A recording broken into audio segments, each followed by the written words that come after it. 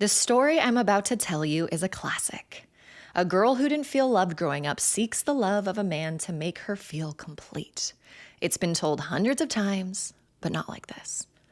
My name is Spencer Stone, and for all intents and purposes, I am that girl. Well, I was that girl, but we'll get to that. To understand me, you must understand that I was born heartbroken. I belted along to Evanescence before I'd ever experienced love or heartbreak, as if both were as much a part of me as my golden brown eyes.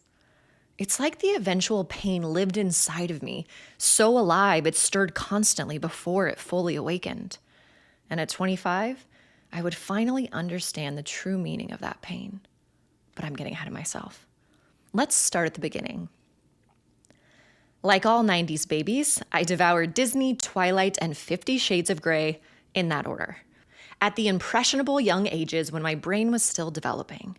This created an insatiable need for the love of another to make me feel whole. I longed for a wild, passionate, all-consuming love, and I expected to find myself in a love triangle for the ages, because that's what always happened to my heroines.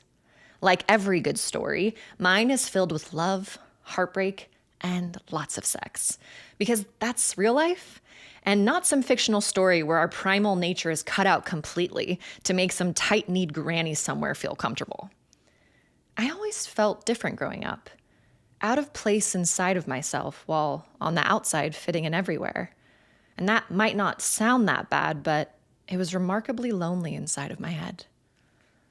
I was positive I was destined for a remarkable life that would undoubtedly prove to the world how unique and special I was.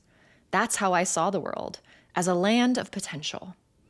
I felt things deeper than most, and still do, but I learned early on that the world labeled emotions as weak. And I wouldn't be caught dead being perceived as weak.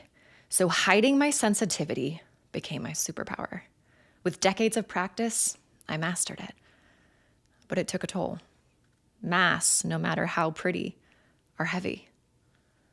My story manifested in a way that I could have never imagined. Yet looking back, it unfolded like the perfect hero's journey, woven with twists and triumphs and trials, as if written by the hand of fate herself.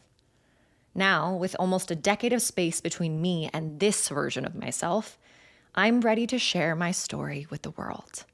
Not because I want to, for within these pages are all of the pieces of myself that I am most ashamed of, but because I have to.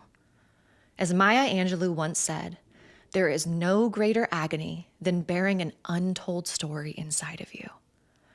So with that, I will tell you my story. Not fiction, but the truth, because I couldn't have written it better if I tried.